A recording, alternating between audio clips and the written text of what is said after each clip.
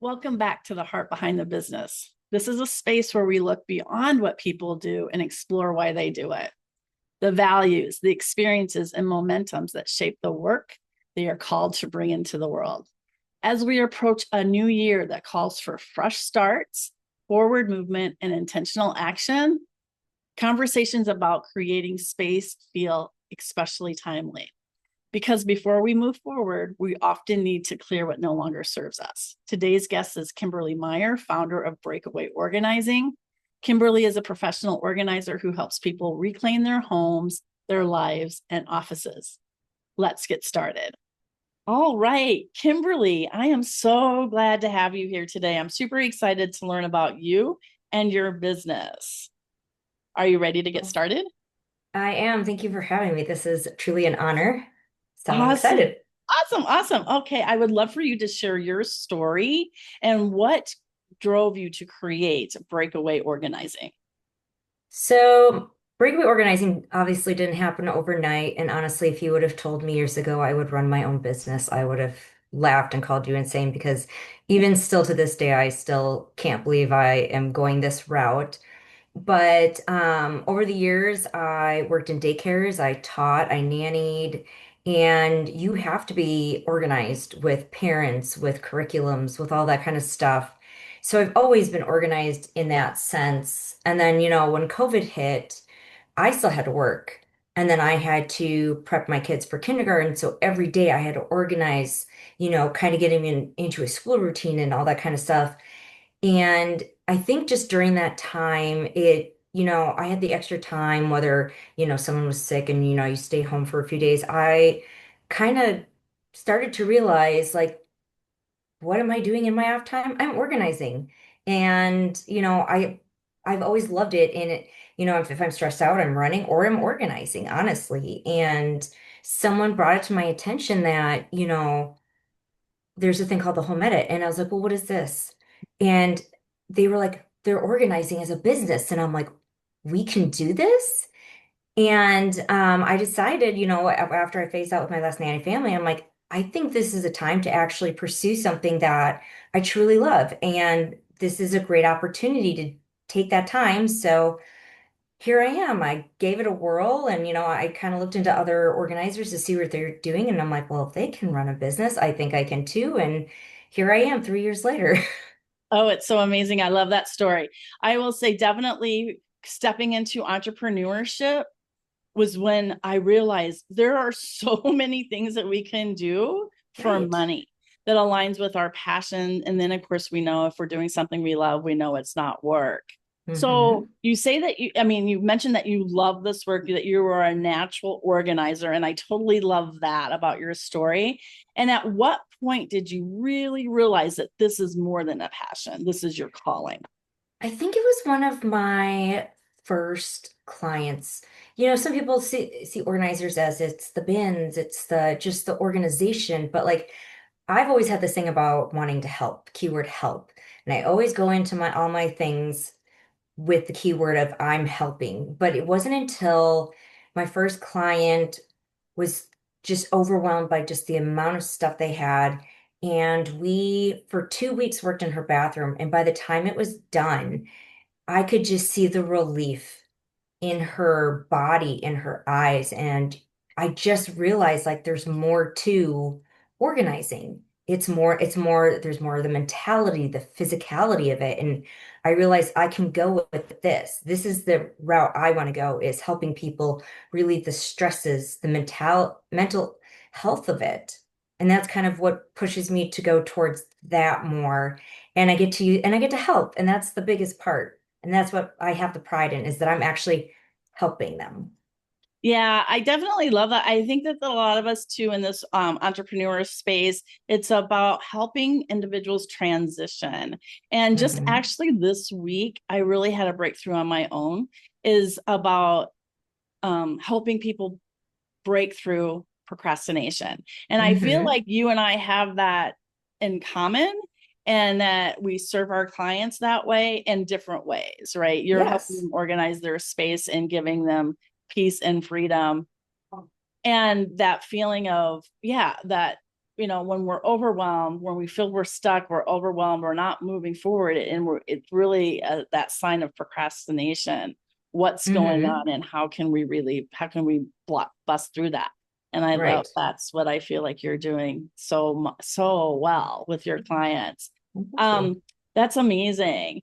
So, I'm like, okay, I do have some notes here. I want to make sure that I cover all these questions because we've had so many great conversations. So, in the Yes. past, you've definitely shared that your mother was a nurse and a big Yes. inspiration of your life. So, how did watching her help others shape the way you approach your own work today?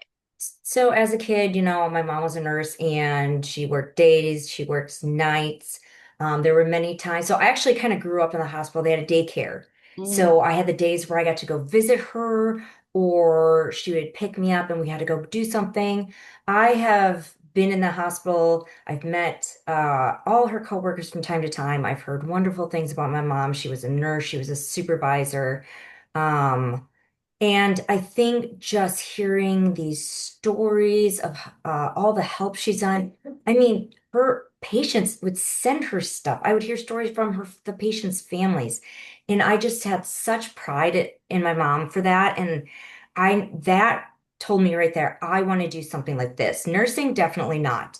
But I want to go that route where someone has something great to say in the work that I've done with them. And just seeing the work she's done and how she's helped others, that was such a big push of where I wanted to go. And that became the why of what I wanted to do because of all the help she did and wonderful things she did. It's the why of what I'm doing right now, too. yeah.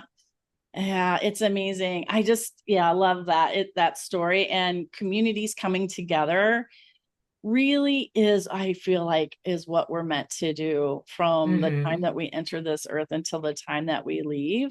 Is really, we all have our unique talents and skill sets, and yet we complement each other. And so really coming together as a community, as Hmm. a collective, and saying, yeah, how can I help you, and helping them in other ways, and our inspiration coming from those mentors from our own personal lives is amazing, that we have that we Right. actually have the ability to tap into that and say, how can I carry that forward in my own life? I Right. love. We all had one person in our life that's had such a powerful impact, and we might not even realize it right away. But I mean, I've had teachers that just one little thing over the years I've just carried with me, or one person or friend, anyone, and it makes such a difference in our lives. Yeah, and that's why sharing our story isn't so important. And really, being vulnerable and getting out there and visible, because those people that are looking, whether it's looking for our support or they're looking to do something their own way, and being that Hmm. inspiration for others really Right. is a core value. I love that. So when clients invite you into their home during vulnerable moments, what values guide you how you show up for them? So before I meet clients, I kind of get a gist of what they're doing, what they're looking for, what their goals are ahead of time. But one thing I've always remembered, as cheesy as this may be, treat others as you want to be treated. And I Mm, go with that mindset into houses. And it's one of those, when I go into a home, I know they're stressed. I know they're overwhelmed, whether they have OCD, HD, ADHD, they're autistic. I will go in open-minded, ready to, take out all the kindness I can with them and be understanding as much as possible. But it's kind of funny because, you know, even before like I go to a consultation, I will hear the phrase, don't judge. And they laugh about it, but I know it's not just a nervous thing. It's like, please actually don't judge. And my number one rule is there's no judging. yeah. And it's kind of funny because they'll look at my face and I'm gonna be neutral because I'm here for a reason and I'm not here to judge. And I work with hoarders. I work with people who are autistic. I go in to help, not to judge. If I'm judging, then they're going to get, kind of, and that's not what I want my clients to do. So, I mean, I go in and I make sure to emphasize this on my website as well as number one rule. I don't judge. Yeah. I want them to tell me what they need because by understanding who they are, what they need, then I can come in and really understand them and help them get the goal. in their way, in the way that works best for them to get organized. I mean, there have been times where I sit and, I'm like, we should be doing it this way. But I take Right. a step back because that's not realistic. And I always like to try, when I'm meeting people, I suggest a few things like we could do this, or we can do it this way, or we can try it this way. And if it doesn't work, we can try this way. But the number one thing I always tell my clients is we can come organize your house and it still might not work because it's going to be your living style. That's going to, in the end, be the right way. Yeah. Yeah, for sure. I mean, people definitely think that organizing is just about the physical space. And you kind Hmm. of mentioned it too, with all the, different challenges that people are facing. And why are we hiring an organizer? You hit the nail on the head. It's not because my place is clean and organized. I'm calling an organizer in because my place feels hard, difficult. That I feel overwhelmed by coming in. I have a Hmm. desire to have a clean living space, but that isn't happening on my own. So, but we also think about this as a physical space, but often you work with people carrying emotional weight. And so, as you mentioned, hoarders, ADHD, all of that. So, what did you notice happens emotionally when people begin to reclaim their space? Um, I will say, just a heads up for the world, organizing doesn't take 2 seconds. It doesn't take always Mhm. an hour. It can take months. Yep. It can take days. It could take a year. And you have to create chaos in order to organize because there's a lot of shifting things around. Yeah. And so I take pictures in the beginning, and sometimes we take a couple pictures in between, or we wait till the end. It depends on the project or the space. But I show my clients the difference, and a little difference can go a long way for some people because, for someone who might have, a lot going on at home and they just can't get unstuck. Like I have a client where we simply just get some filing done and get it off the table. And it can be the best thing in the world to them. Sometimes the littlest thing is the biggest thing. And even at the end, people are like, oh my gosh, look at all this stuff I got rid of. And I even had a client where a couple months later, she goes, I think I'm ready to go back and get rid of more. Yeah. And it's the little bit of showing them, just a little bit even of showing what they can do. And this is why I like working with them and not doing it for them, because with them, you can show them and let them see what we're doing so that they can be like, wait a minute. And I've had clients that get stuck when we're organizing. And I'm like, well, what about this space? What if we cleared? No, we can't. I don't think we can. And 5 minutes later, they're doing it Yeah. all on their own. And Yeah. sometimes they just need that push. And I've been called the other body, the other person. I'm Yeah. the other person on your shoulder who's saying, let's do this. But I mean, again, it's that little bit that makes such a difference. And, everyone struggles with, anxiety and stress. And when they're reaching out for the support of someone, the guidance to move forward, I like to try to teach these practical strategies as we're organizing so that they can do it on their own. And sometimes people have to call me back, be like, I need help. Okay, let's go over these things again. What worked for you? What didn't work for you? And it's such a learning process, like everything else. Like I'm learning how to organize in a small and slower fashion because a lot of it, can't be done. And when you try to do it all at once, Yeah. it overwhelms them. And, people, I know even tried doing 5 minutes and sometimes it's just, oh, I don't know what to do because you don't know how to spread it out. You don't know how to shift the things over like we should. And it takes time. But, to see that little relief just clearing off one side of a table can Yeah. be the best thing. Yeah. I mean, so we were in a networking event together this week, and you gave such a great tip on how to get started. And I just love that. And where you're saying, I mean, and I think in a lot of things in life that I don't know if it's taught, but somewhere there's a belief in our system that it's all or nothing. Hmm. And so when we think I feel like another thing our clients have in common is that they have an intention to do something different. Hmm. And it's always great to say, ooh, I have an intention to clean my living space or organize my living space. And then when they start to think what it takes to get that done, it becomes overwhelming. And so Hmm. the fact that you were like, no, let's take this in micro steps and let's make Hmm. it work for you, instead of this is what Kimberly thinks it should look like. It's not Hmm. a customized, or it's not a one size fits all plan. You have a customized, organized plan and how Hmm. it works for the client. And I love that. And it is taking a baby steps. And the one tip that you shared, I love so much, was about bringing in your mail. Instead of taking Yeah. the mail, bringing it in and putting it on the table, go through it right away. Hmm. And so I was like, oh, that's brilliant, because Well, papers and typically that's why I touched on the creating one habit for the new year to start, yes. just a habit, Yeah. because simply putting your mail away, that's clutter off off your counters. It's off whatever, and yeah, I've only been in the business for 3 years. I've been organizing for life, but even so, Mm, as an organizer, I'm still learning different tactics of organizing that I like. I can watch videos on how to fold things, and I just figured out a new way to fold something yesterday that I love even mhm. more. And Yes. where like my t-shirts are smaller than my husband's t-shirts, so I have to fold them differently into the drawers that we have. Yeah. But one thing I learned, because mental health has become such a big thing, and I don't think Mhm. I realized it until I started running a business, how like overwhelming it was. Yeah. And I actually was like, okay, how can I start my day off without stressing out? And I do a workout in the morning. Yeah. It's been my habit for years. That's the one thing that gets me going in the day. But then like I noticed taking 10 minutes to reset a room. Yeah. Go vacuum a room. Yeah.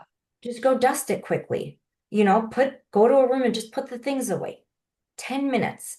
You don't have to Yeah. organize the whole room, but just 10 minutes. Sometimes that's all it takes. It's the little things that It make is. the difference. Yeah, those little steps really add up. And I think that is the important lesson for our clients to learn. Again, it's not all or nothing. If we think about it, it has to, if it's all, then it's just, that's where we start to freeze. And that's where, Hmm. again, we go back into that overwhelm. So you mentioned you served a wide range of clients, and in your experience, what are people really seeking when they reach out to you for support? It's you have to go in with compassion, true compassion, whether it's a hoarder, someone who's autistic, someone tells you they have ADHD, you have to go in with true compassion to help. You've got to go in with patience, lots of patience.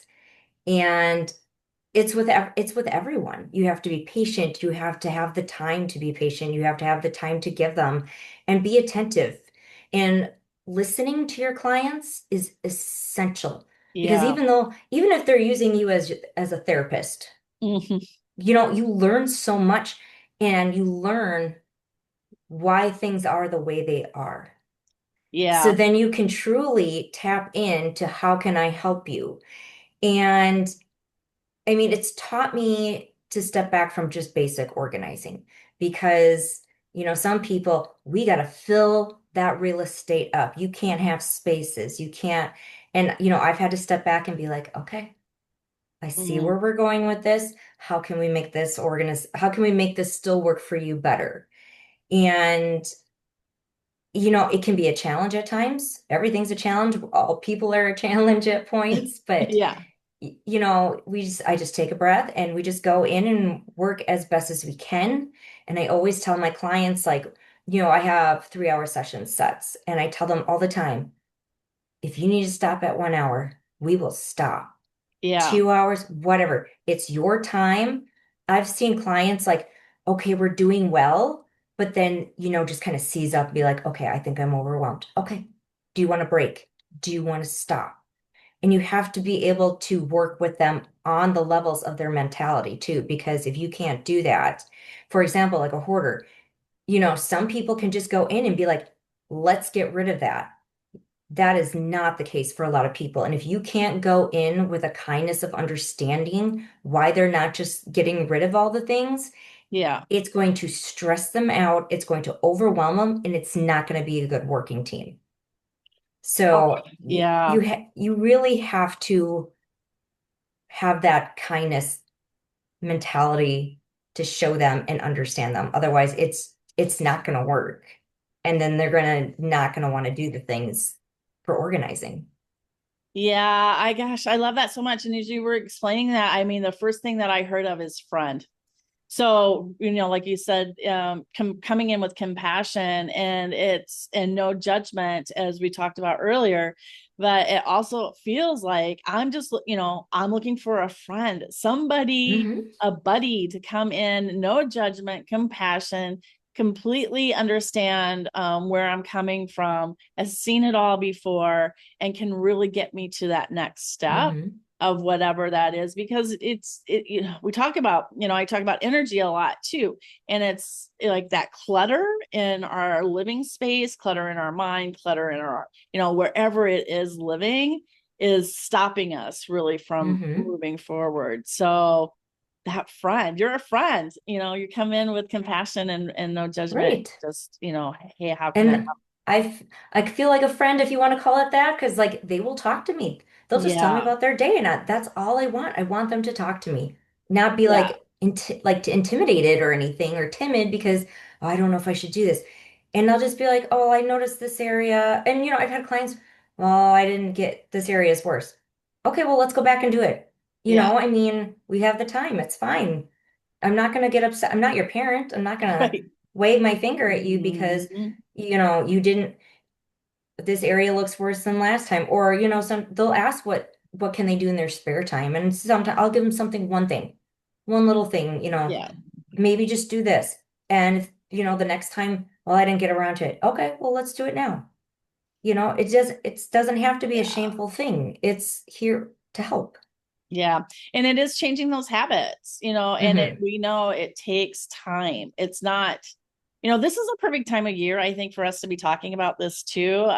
Because of course it's January and New Year, and everybody has all these intentions of whether it's, getting a great, my workouts in, and or it's organizing my home space, or, Hmm. whatever those intentions are. And then it's like 2 or 3 or 4 days, I think the 9th of January is the date that people start to kind of drop it. But it is taking those baby steps and changing those habits. And that's where, accountability partners, people, have labeled me as that as well. And that is like, yes, we're there to help our clients through with accountability, but that just feels so structured, and people Hmm. have felt judgment, in our past growing up. I feel like it comes from school. It comes from, like you said, I'm not your parent, I'm not your teacher, I'm not your Hmm. clergyman. I am not here to judge you. I am here to help you move through that next step and really create those habits that work for you. And so I love that so much about your story. And you have talked that you have helped clients with hoarding tendencies, which also which leads right to what we're talking about, and it carries a lot of shame. So, what has that taught you about compassion and patience? Well, I mean, such a great question. Compassion and patience, I've worked with kids and you have to be patient Mm, sometimes. yeah. And, working with people who have hoarding tendencies, you really have to have patience. We talked about like I mentioned creating one habit, and they say a habit takes 20 days Mm, if you're consistent. right. But in, Good in point. organizing, if you're not consistent, that's Yeah. going to take more than 20 days. And I mean, I go in and I have repeated a room of organizing with one client. I think we've reorganized the kitchen several times. But if Mm, that's what gets them into the habit of organizing, then I will repeat the room as many times as we need to do to organize it for them, to make it functional for them. yeah. And, I know the practicality of and understand the practicality of organizing. I've been called a different animal for my, organization skills. Mm, Not, and it seems like it should be an everyday thing, and it's not. no.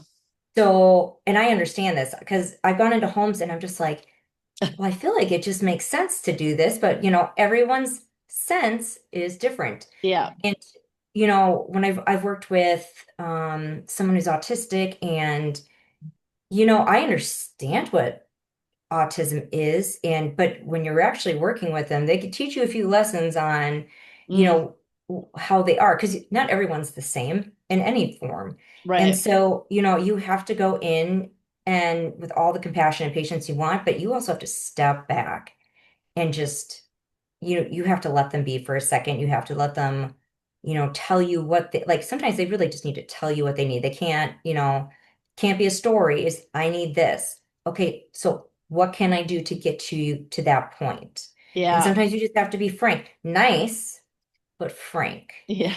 And, as someone who's worked with kids, I have learned a whole different level of patience working with some Mm, people.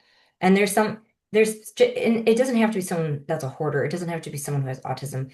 Every person is different. And I can, like, when they're like, I'm so overwhelmed, I'm like, okay, well, let's just take a second. Let's yeah. just take a second, take a breath, and come back to this. What can we do in the meantime? Can we move to something a little less stressful for organizing? Or do we just need a moment and go back to this? You just have to have the mindset to go onto other things and not just, I can't be stuck for Yeah. my clients. So Yeah. I have to step back sometimes and be like, okay, what can we do to make this more helpful or different or less stressful for the client? And it's just helped me focus a lot more on them. Oh, wow. That is so great. I'm like, oh my gosh, there's so many great points that you brought up. And compassion and patience. Oh, I know what it was.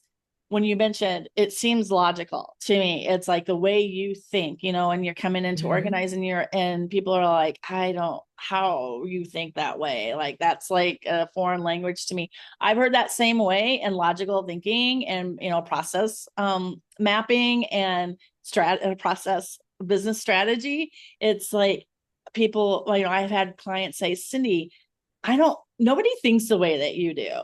That's like a foreign language. And I'm like, how can you not? And, but that's what I say inside. But knowing that, gotcha. That's where we're bringing our expertise to the table. Because no, Hmm. not everybody. If everybody thought the same, we'd all be organized. We'd all have these great, our 20-year-old bodies. We'd have these, Hmm. relationships. Everything, life would be perfect. But that's not what it is. It's about these learning experiences and helping each other with our talents and expertise. Hmm. And yeah, so also though, like you said, I think with the compassion and patience with the client, because we think the way we do, it's Yep. like boom, boom, boom, boom, boom. We can go through the checklist. And it's like, but they're not moving at that speed as that we are doing. So Mm-mm. it's like, okay, we need to rethink this and take a step back and, giving them space to actually Hmm. process this transformation that they're going through. So I totally, totally love that. And then speaking of the transformations, it's like you have also you do support clients going through major transition. Yes. And so helping transitions, so helping someone going through a divorce. So what did that experience reveal to you about relationships between our lives and our space? I mean, whether you're divorced or you're just downsizing due to a death in the family or, empty nesting, it can come either way. Downsizing can be really hard mentally and emotionally for people, no matter the situation. Obviously, I worked with a couple, they were when they were together, and now it's not a thing. And so she downsized before I even got to her, but she looks around her apartment and she's just like, I need to downsize more. What can I Mm, do? But you have to give them this space. So like for someone who, they're downsizing, it kind of varies on the situation. So like someone who's divorcing, I have a couple clients that are in that realm, and I'm just like, what would you like to do with this? yeah. I'm not gonna give options. I will just simply ask, what do you want to do? Do you want to keep this or do you want to get rid of this? I usually have a maybe pile, Yep. but sometimes in this situation, and if we come across things that are from the marriage, I will simply ask, what do you want me to do with this? This is Yeah. you. I can't guide you on that realm. For people who have lost people, I mean, I've had someone in my life that's gone and it was very hard. And so I can go in with a way better understanding than I think I would have if it hadn't happened to me. And so, when they talk about, these family members that are gone, I try to ask them about tell me about this person. What were they to you? And, sometimes if it's been enough time in between, they'll be like, well, so and so had the counter like this. And I'm like, okay, well, I understand that. Is that how you want to keep it, or what would you like to do with it? Like kind of open Yeah. the box of, I understand this person's not here, but would you like to keep it that way, or do you want to do something more your way? And I've seen people over time decide, I think I want to change this now.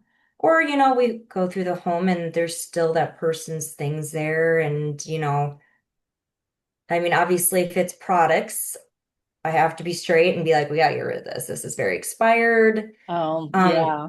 and then you got the empty nesters, and that are coming down. And it's there, how there's always the boxes for the Yep. children. I'm like, just hand them the box. Don't ask them if they want it. Just hand them the box. I mean, my parents have been handing me things. I got Christmas ornaments, and I was like, these are supposed to be on your tree. Yeah.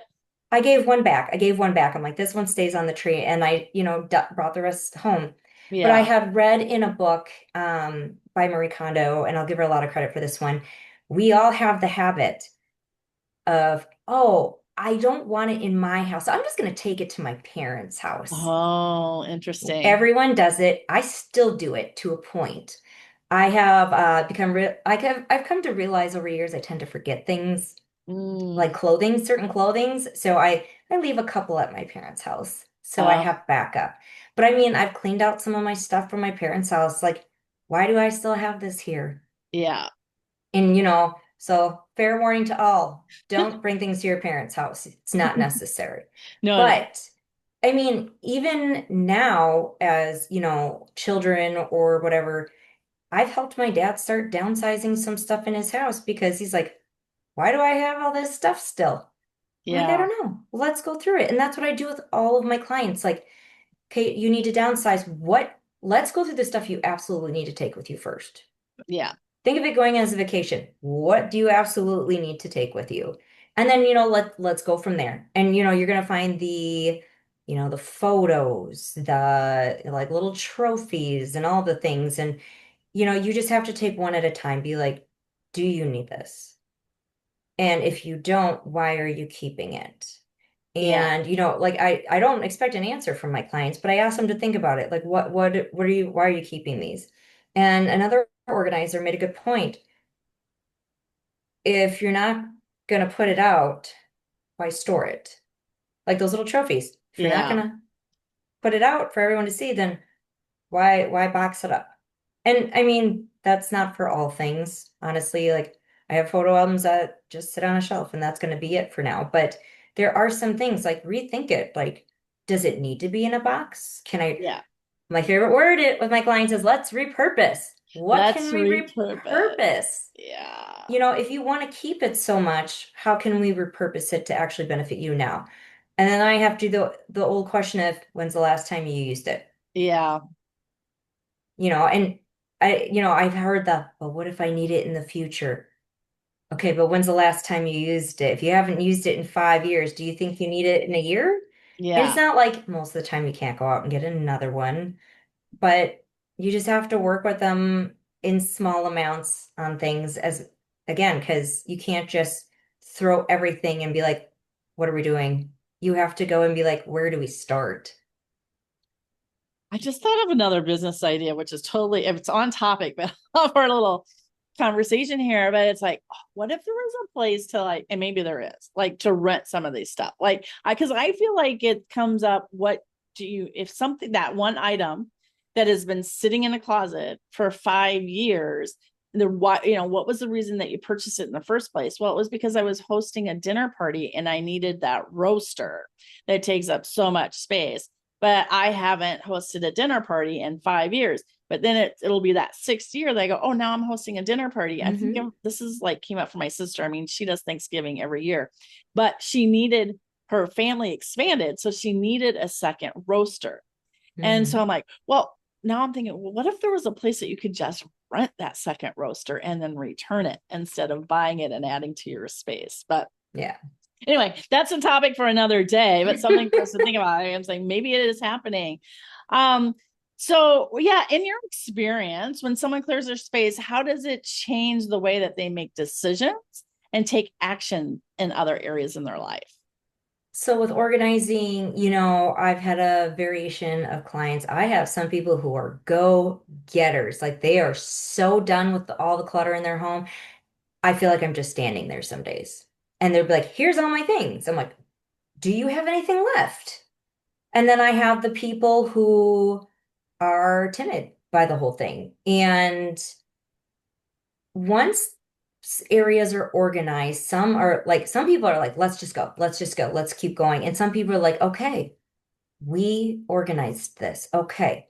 And they have to think on it. They have to sit and, okay, I'm going to do this with this area now that we have cleared it. And I've actually helped clear areas, and then we set up a bunk bed for that area right away, or we move a piece of furniture that was supposed to go in that room right away.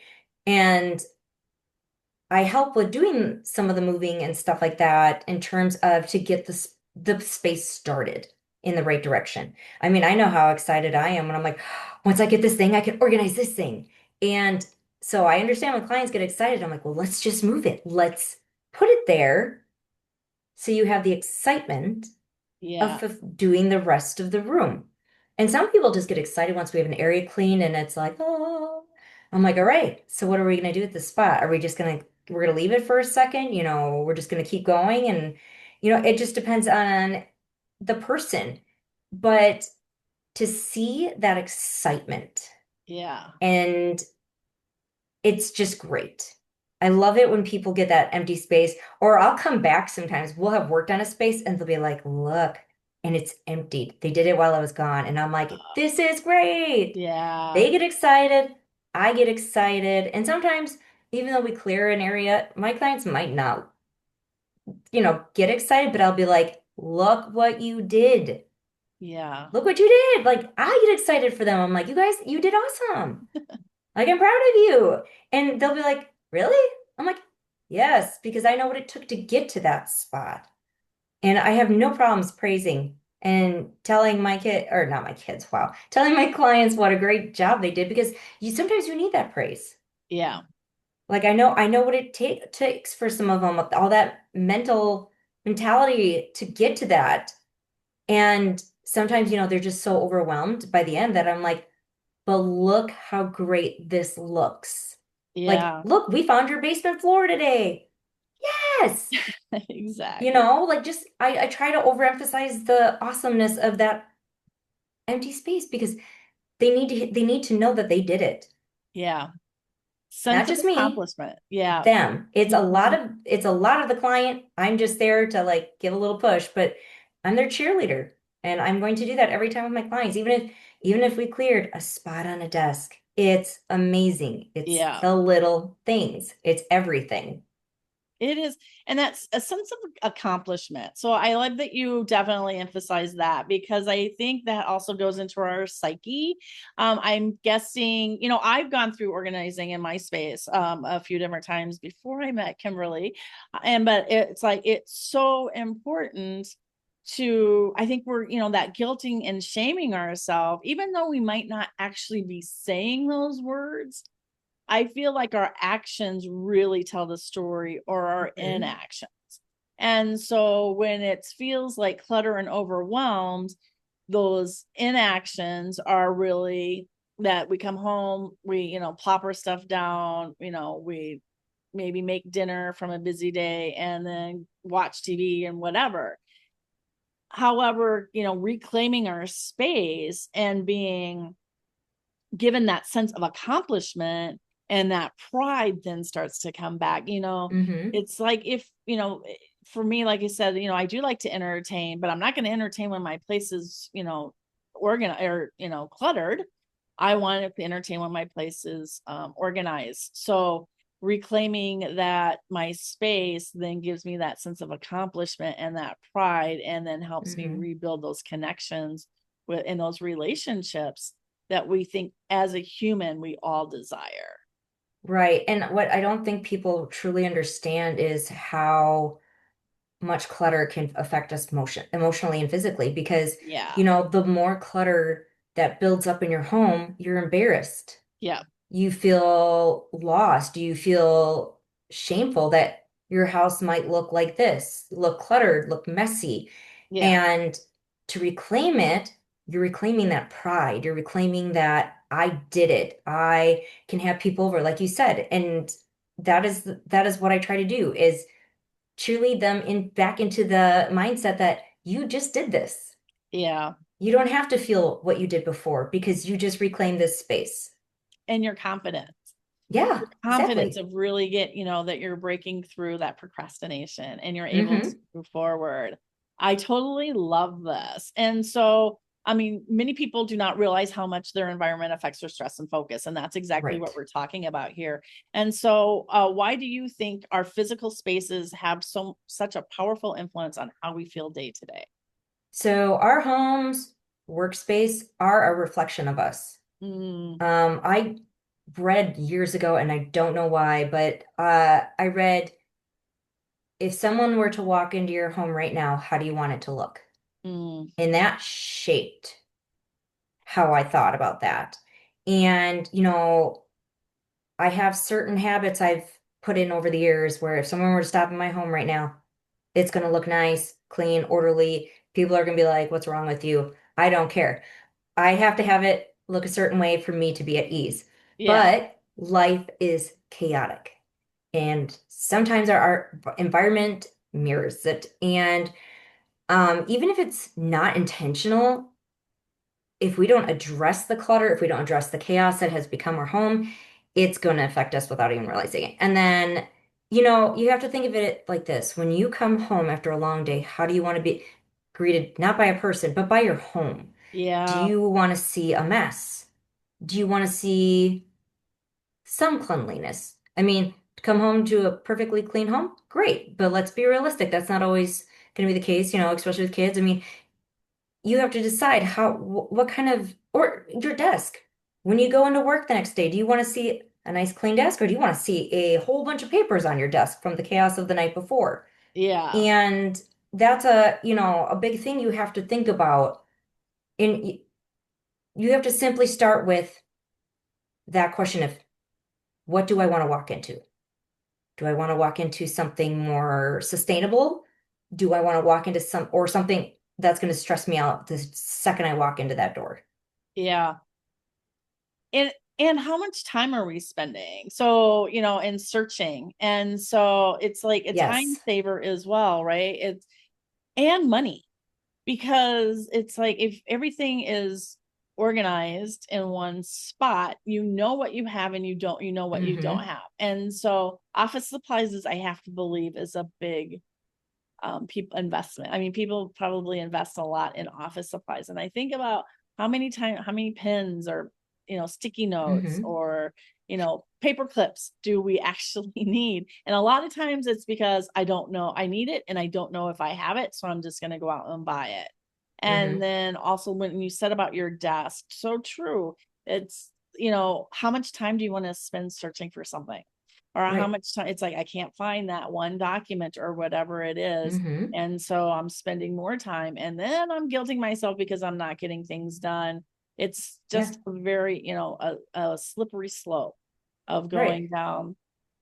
So when someone says that they want a peaceful home, what does peaceful look like to you? So peaceful to me is coming home to everything where it needs to be. Yeah.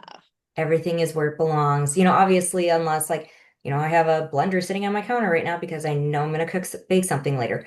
Yeah. But I like it when things are where they need to be. Like I like, I'm at peace of mind. I don't know why. When the bed is made in the morning. I Yeah. come home and the bed is made. I have peace of mind. Just, there's not a bunch of stuff all over my counters. My entryway is clear. Coats are hung. You know, OCD, ADHD. I don't know. but I Yeah. like it when things are where they belong. I am a very routine person. So you take me out of my routine and I feel like I am completely off kilter the rest of the day. So if I don't know Yeah. where something is, if it's not in its place, then like you said, I'm spending more time looking for it. Yeah. And peaceful homes mean different to other people's, because if you have kids, not everything's going to be where it belongs. You got those people who like the minimal stuff in their Yeah. house, and everyone's different. But ultimately, whatever puts your mind at ease, your body at ease, even it Uh, doesn't mean you have to have your bed made. It yeah. doesn't mean your shoes all have to be up on a rack. As long as you can find your things and you're not stepping over things, to me, that is the ultimate peaceful home. And for those who are not at that, area of life where they can be at that quite peaceful home, just do one thing to make it peaceful. Make your bed in the morning, or take 2 seconds to put your mail away. Clear the counters at night. Clear your Yeah. desk at night. Do one thing to make your pe home peaceful. You don't, just because your whole house might not be peaceful, take one thing for yourself. And, hang your keys up so you know where they are in the morning and you're not fretting the next day, like, what did I do with my keys? Yeah. I like to have designated spots for things. Like my keys get hung up in the entryway. If I set my phone down, try to have designated spots where I will put it so I'm not like, okay, what did I do with it today? I try to designate areas that I put things down. If you come home, and I'm going to emphasize this one because I've seen this one a lot with clients. If you go grocery shopping, if you go shopping, do not just set your things down and Right. walk away from them. Put them away, Yeah. because now you just added clutter to your house by leaving it there. And then you wonder later what you did with those things. Well, they're probably still sitting in the spot you put them down in and never took them out of the bag. And that's another thing that a lot of people don't do is take the things out of the bag. Even if you don't have 2 seconds to put it away, take them out of the bag, put them on the counter. You can see it. I see a lot of plastic bags with the people I work with, and they're like, "Oh, that's where that was." I'm like, if you took it out of the bag, Yeah. you would have seen it. And that's one thing. Some clients, they can't always put it away because it's cluttered in there, but I'm like, just take it out of the bag. Let's work on that one thing. Take it out of the bag. I love that. And it's like, let's talk about those people that, may not be completely ready to jump in and reorganize their complete space, but what is some of the small steps that we can take? And you just went through many of them. And laundry is another one. I Yeah. used to be in a bad habit, had the habit of I would do laundry, I would fold everything, and then it would sit in the laundry basket. And so then I would be going through the laundry basket. And it's like I live in a very small living space. So then that having my laundry basket sitting in the living room in the middle of the Mm-hmm. living space just took up so much space. And then I'm constantly walking around it. So really just taking those one micro steps of Yeah. taking the task to the end. And another tip that I brought into my life too was habit stacking. And what I mean by that, the other issue for me was when I do dishes, I use my dishwasher, and I would then not empty the dishwasher. So then the next thing you know, I have a coffee cup in the sink, which that one coffee cup then turns into a pile because I'm Mm-hmm. taking out of the dishwasher, dirtying the dish and then putting it in the sink. And so my habit stacking started. I started running the dishwasher at night. Once it's full, I ran it at night. And in the morning, when I'm heating up my water for my coffee, I would unload the dishwasher. Then Mm-hmm. I have that clean space to put Right. the coffee cup back in. So Right. I As long love as you all these tips. one task, just do one Yeah. task for yourself. I mean, one thing realized over the years is I don't have to do all my laundry in one day. I can Yeah. split That's it between days, and it made it so much easier. I did a load this morning. yeah. It's so much easier splitting things. And even if you pick one task, let's say I want to clean one room a week, you can take that one task and still split it into smaller tasks just as long as you get to the end of it. Yeah. Get to the end. I love that. Okay, so this has been great. I really feel like you and I can talk for a very Yes. long time, and I'm actually excited that Kimberly is going to be a regular guest, and so we will continue to have these conversations. So, but for someone who feels ready to take that first step towards a peaceful space, where can they find you, and what would you like them to know before they reach out to you? Well, you can find me at breakawayorganizing.com. I'm on Facebook, I'm on Instagram. And one big thing with even if you have a question, you're completely unsure, you have a question, do not hesitate to reach out to me. I mean, that's how I learned about organizing was reaching out to other organizers. I asked the Yeah. questions. Ask the question. And you can give me a scenario and I can be honest and say, yes, I can help you. Or, maybe that's something that's actually not needed in organizing. Or, sometimes I'd be like, well, if you just do this, that's all you need. But I mean, just reach out. I'm not going to judge you. I'm going to, I might say, let's set up a consult. And it's a free hour consult. I come out, I meet you, get a feel for you, for your house, and we can talk like, is this something you need help with? Is this something, in your range? And I know people, again, like you mentioned, why hire an organizer? Mm, It's because you're stuck and you don't know where to go. And, yeah. I'm not here to sit and just make money to make your house look pretty. I am honestly here to help you. And that is my biggest goal and my biggest pride of my business. So don't ever think you can not reach out to me. And I mean, I talk to my clients about anything and everything. And I had a client who messaged to me one day, I haven't seen you in a while. I miss you. How are you? I mean, let's Yeah. be friends. Let's be organizing friends. Let's be organizing friends. I love that. I mean, my board of directors, my support team, whatever that is, it's like we definitely need help. And um, I think that we're also maybe fearful. I don't know. Maybe it's pride, but Right. that fear of reaching out for help and asking for help. And so I hope that this conversation has really helped someone understand that if you are in a situation where you would love your space to be clutter free, organized, whatever that is for you, and you're not sure where to start, please reach out to my friend Kimberly. I really highly recommend it. I hope you feel that through this conversation that she and I are having, that she is a safe space to land. And she is really here to help you move to that next step and breaking through that procrastination. That is definitely my phase or my phrase for 2026. And so I will put Kimberly's contact information in on the show notes. So you'll be able to reach out to her that way. And Kimberly, this has been a great conversation. And seriously, I think you and I could talk for hours. Oh, And so definitely. I'm looking forward to our next conversation. Yes, thank you so much for having me. And even if you're not sure, I have blogs on my website for Yeah. organizing on your own. So if, start there. And if you're still unsure, reach out. Yeah, just reach out and ask. She's more than happy to talk or talk to you. She's more than happy to talk. She's also more than happy to talk to you. Oh, great. Awesome. All right. Thanks for listening. We can't wait to see you back at our next recording. I want to reflect on what Kimberly shared today. This conversation was not just about organizing, it was about readiness, about clearing what no longer fits so something new has room to emerge. In my work with business owners, I often talk about alignment, aligning who you are with how you work, how you make decisions, how you structure your business. And what this conversation reinforces is that alignment does not start with strategy, it starts with space. Whether that is physical home, a digital workspace, or systems running your business, clarity creates momentum.